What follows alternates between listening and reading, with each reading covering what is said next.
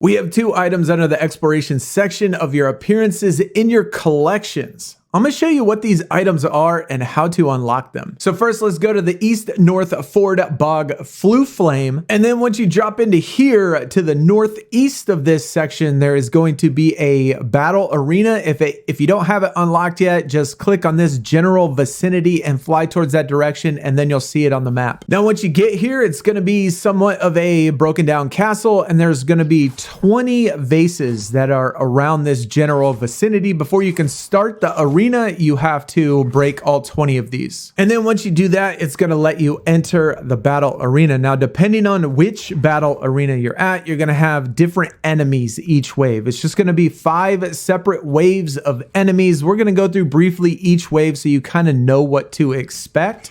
The first wave in this particular battle arena, you're going to have spiders, and there's going to be 7 total enemies. Now, with my particular character, keep in mind, I certainly do not recommend this, but for this particular character, I do not have a single talent. I have not put on a single talent. I'm saving them for a future video or whatever. So if you're wondering, what is going on and why certain talents aren't being used or something like that, it's just because I don't have any talents at all on this character.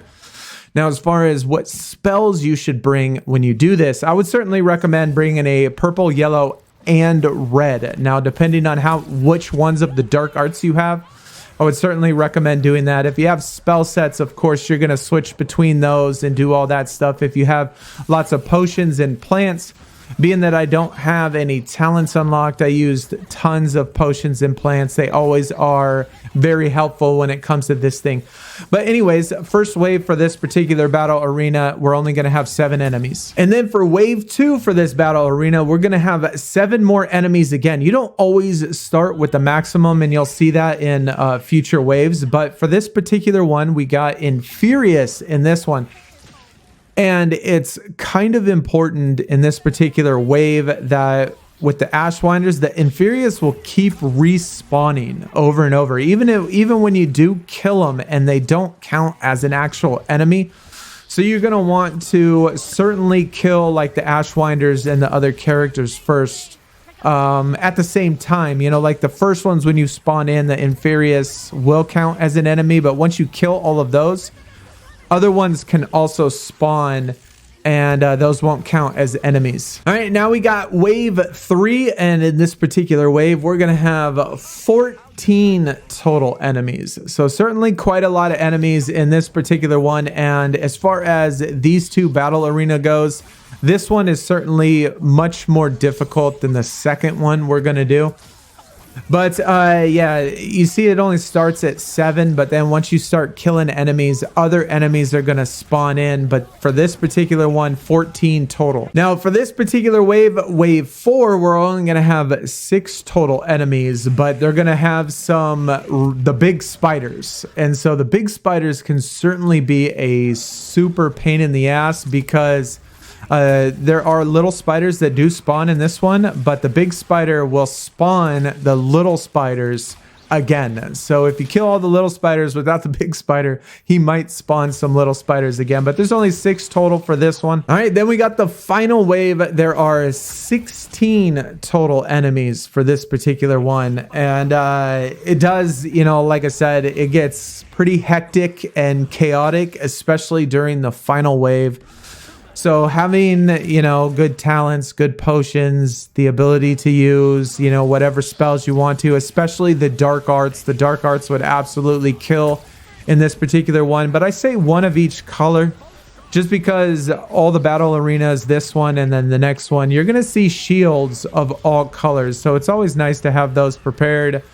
But if you have spell sets, of course, you could always use those as well. And then once you get done with that, as soon as you get done with all 16 enemies, you're going to see up in the collections Thief's Coat. And then you see it down there at the bottom. The first one of the exploration is unlocked. And this is what the Thief's Coat looks like, at least on the female. Of course, on the male, it's probably going to look just a little bit different, but this is the first collection item. And now the second one is going to be over there in the Feldcroft region, all the way down there at the very southern tip. Again, if you don't have this area unlocked, just put a waypoint down there and just fly in this general direction. You'll be able to see it. And of course, you're going to do the same thing. You're going to fly to a what looks to be like a broken down building, and you're going to have 20 vases around this general vicinity. Break all 20 of these first, and then once you do that, you're going to be able to enter into this battle arena. Now, as far as the waves go, we'll go over those quick. The very first wave is going to be only one single armored troll. He is super beefy though.